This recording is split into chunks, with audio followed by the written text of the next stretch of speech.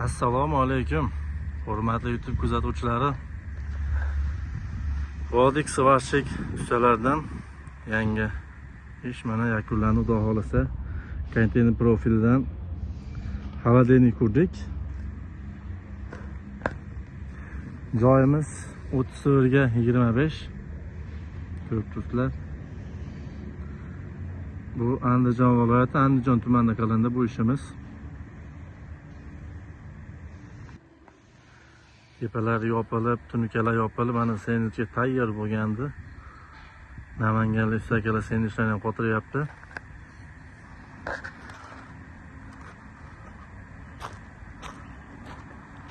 Bu yuk qabul qiladigan joyi mana navesi.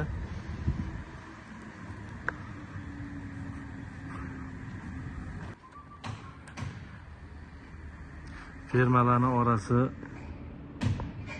1,5 dan qo'yilgan. Ustusiz holatda. Stokalarning oralig'i 5,5 metrdan.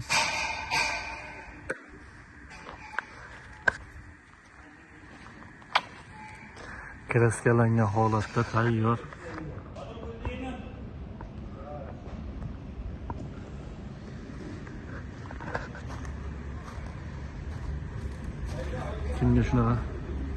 Kimga shunaqa xizmatlar kerak bo'lsa, aloqa chiqarasizlar. Xizmatimiz O'zbekiston bo'ylab.